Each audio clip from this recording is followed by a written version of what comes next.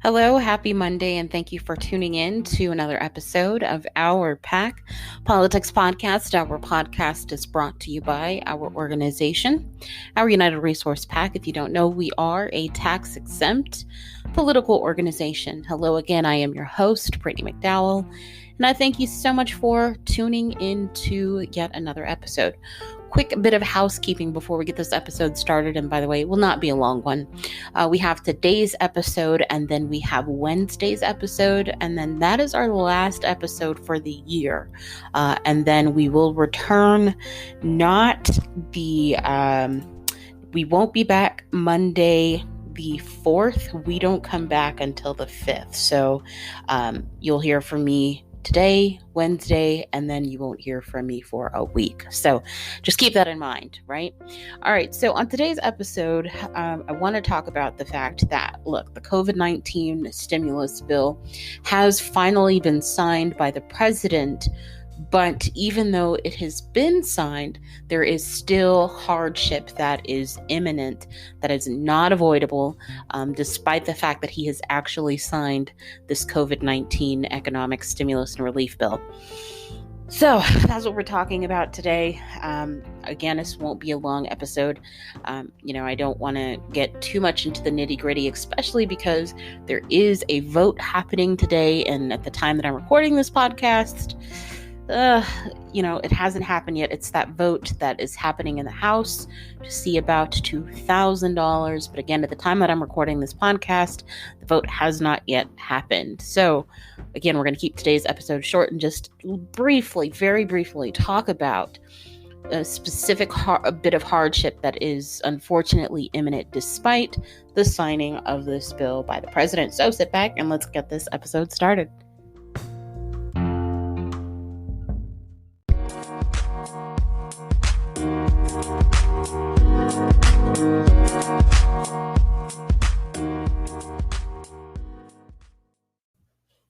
All right, so a lot of people were supportive of the push for $2,000 direct payments to individual Americans. But the fact of the matter is that pushing for $2,000 caused, quite frankly, some unfortunate suffering, more suffering than people are already facing at this time dealing with COVID-19, right? You have the emotional suffering, the financial suffering, the physical suffering.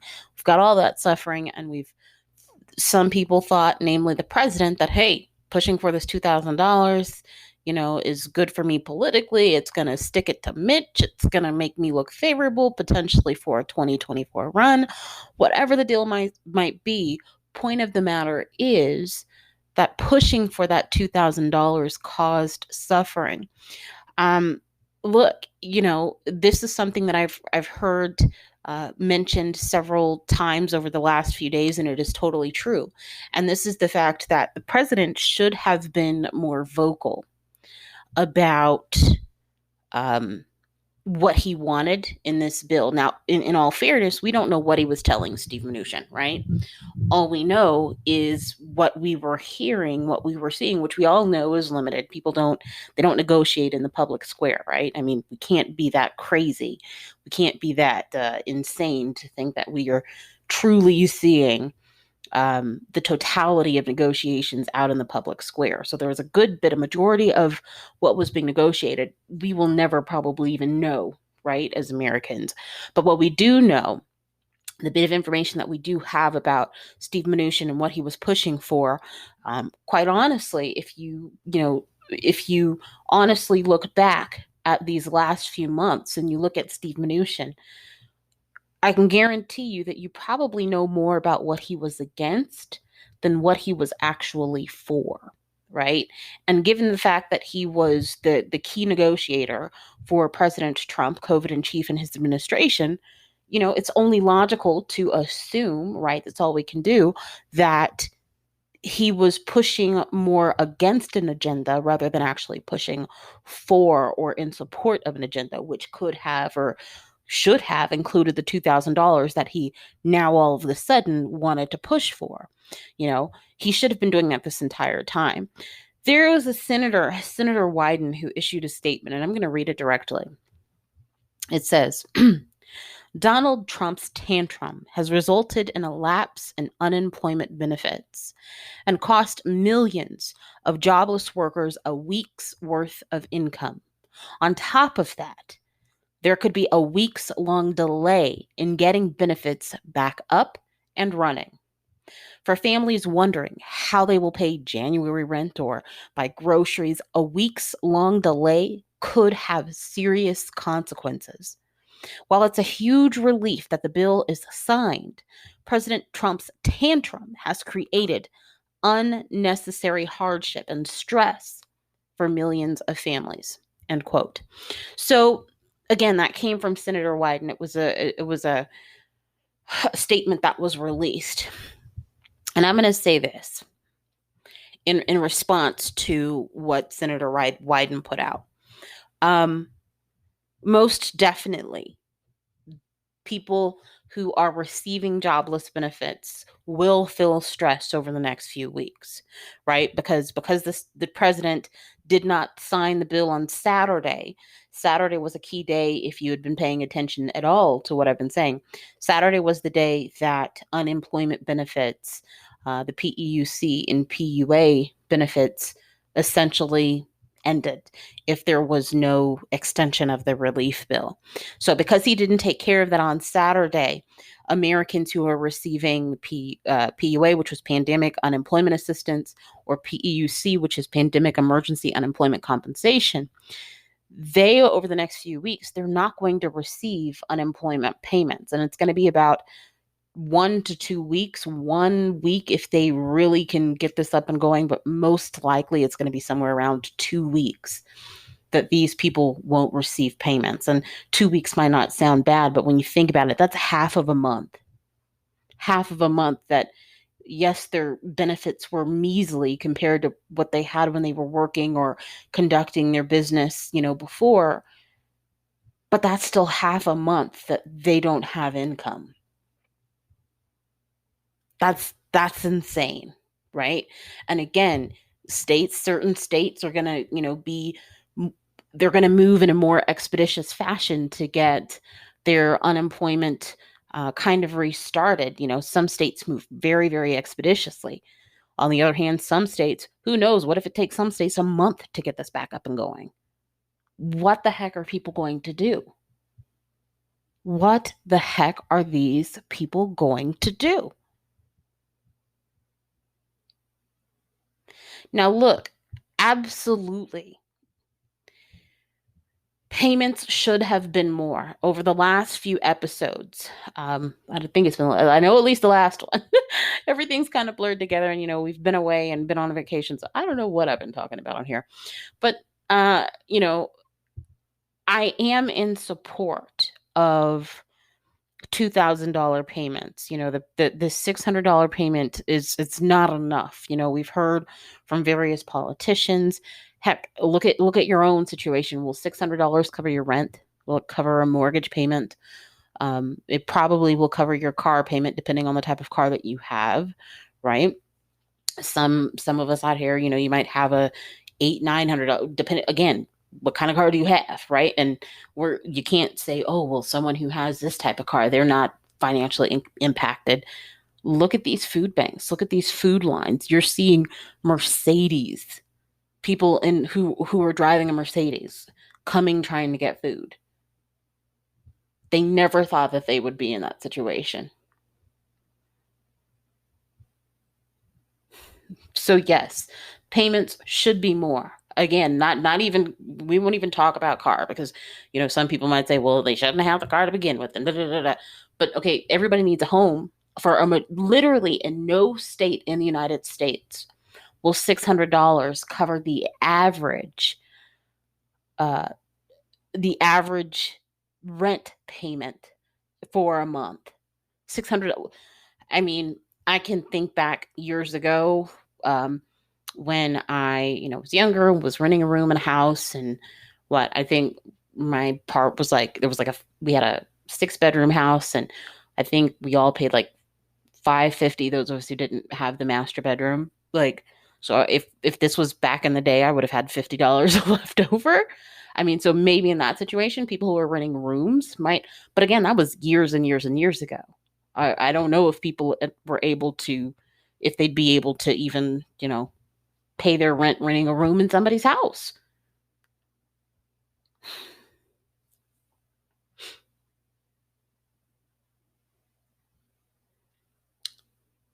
Suffering is imminent. And it's unfortunate. Yes, yes, yes, yes. President Trump should have been fighting for $2,000. But the problem is not that he did it. The problem was that he's just doing it now. Please, somebody. Now, in all fairness, I will be fair here and say that, yes, before the election, COVID in chief, President Trump said that he did want something. He wanted something bigger than the Democrats, right? Again, I'm being fair. That's what he said. But we don't know, was he just saying it at the time? Because if I can recall, he never said it was $2,000. Why didn't he say this earlier? It is not the problem that he did it. Some people who are politically opposed to him and who will do everything to discredit the man, and some might say rightly so, will never admit that he should have been going for the $2,000. But that's not the problem. The problem is not that he did it. The problem was that he is just now doing it. The way that he went about, the way that COVID in chief went about pushing for this $2,000 is what caused suffering. He's for months and months and months. Some might say he had been absent. Some might say, well, he wasn't really absent because he had a surrogate who was negotiating on his behalf in the form of Steve Mnuchin. But again, when we consider everything we know about Steve Mnuchin, if you're honest, you will say we know that he pretty much always talked about what he was against, but never really what he was for. So we don't know in the public square if this whole time he'd been going for $2,000. Chances are he wasn't, if think about it like this, if he is openly advertising the fact that he wants $2,000 now, if it would have been advantageous to him pre-election, and we have no record of him pushing for $2,000 then, again, when it would have been politically advantageous, it is not rational to assume that he was for it back then. Now, you could have the conversation about why he's pushing for the $2,000 now. Was he doing it because he really cares about the people? Is he doing it because he wants to stick it to Mitch? Is he doing it because he wants to? I don't give a diddly squat of cahoots why the heck he is doing it. Like, at this point, that conversation it means nothing. Because he's out the door anyways. And if he's doing this to impact 2024, look, politics, 2024 is a long time away. I don't care if he tomorrow declares his candidacy for 2024. Like, do you know how much stuff could happen between now and 2024? Not just with him personally, but with the party he is now the Trump master of. We don't even know, when you consider, especially if you throw the monkey wrench of them losing, the Republicans losing the 2 seats in Georgia, and the Senate no longer having its power wielded in the hands of Turtle McConnell. Who knows what the Republican Party will be like in 4 years? Like who the heck knows, right? So again, I don't care if he's doing this for 20, like, I don't care. Again, don't give a diddly squat. What I do care about is the fact that people are suffering because the way the way COVID in chief, our current president, unfortunately, went about trying to do this push for whatever reason for $2,000, it caused people unnecessary suffering. That was not presidential. Are we really surprised, though? Can we look at the last 4 years and say that what we have seen has been presidential? His lack of being presidential has caused Americans to needlessly suffer as a result. Again, his non-presidentialism. Let that be a word. If it's not, I'm coining it now. His lack of being presidential has caused Americans to needlessly suffer. If anybody is not ready for 2020 to be over and for us to get to January 20th, I don't care how you feel about Joe Biden. We are not dealing with a president right now. What? A president deliberately making Americans suffer. That is not presidential. That's freaking insane.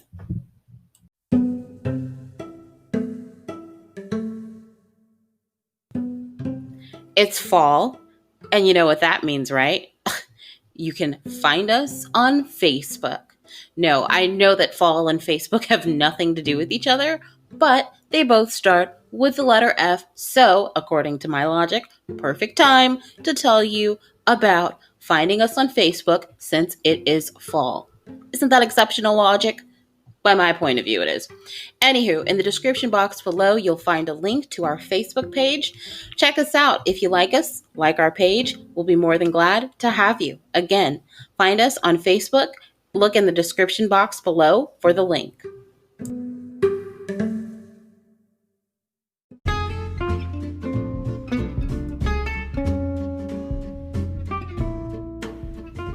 Hey, this is Brittany. Just wanted to shoot you a quick reminder.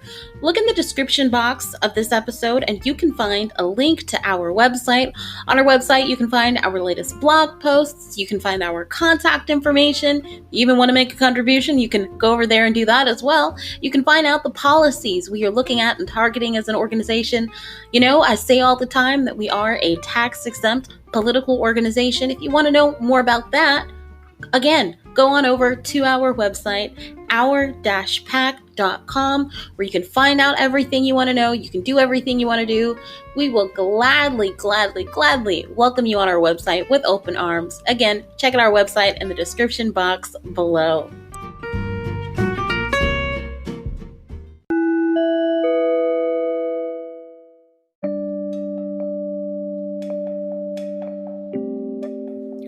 All right, so that is our episode for Monday, December 28th, 2020. We are down to our last two shows. After this, we have one more show for this year, and we will wrap it up. So I hope that from this episode today, you can understand, even those of you who are not taking advantage of, who were not afforded unemployment insurance payments at this time because you fortunately still have employment.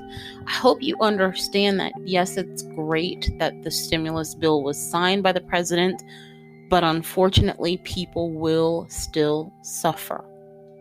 And I don't mean just with the pandemic and stuff. I mean that the signature does not kind of alleviate suffering that a lot of people assume it is going to alleviate. For those of you who are in the position where you have to utilize unemployment benefits, I want you to walk away from today's episode understanding that you will more likely than not, well, you definitely will see at least a week lapse in your unemployment payments. So when you get paid this week, do your best to make it stretch, because it might be another week before you can, at the very least, file again. When you actually will receive payment, I don't know. Again, plan for at the very least a week, but that's having a lot of hope. If you ask me, that's being high on the hopium. Quite honestly, I would say prepare for 2, potentially 3 weeks. And if you've been in a state where they've had a track record of rolling out things pretty slow, consider when the stimulus package got passed earlier this year, and consider how unemployment was rolled out in your state.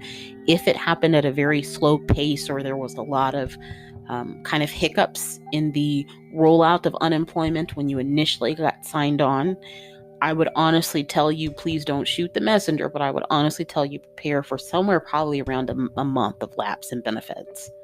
So somewhere between 2 weeks and a month. 1 week, if you're sniffing the hopium, go ahead and believe about a week. But again, I say prepare for about 2 to 4 weeks in lapse of benefits. So that's all I have for today's episode. It's unfortunate that people will suffer despite the fact that the stimulus package was signed, but in the words of COVID in chief, it is what it is, right? And hopefully we can have hope that he will be out the door soon. Yeah, and that's all I have for you today. So thank you for tuning in to today's episode, and I will see you on Wednesday for our final episode of 2020, which I am so ready to throw in the trash.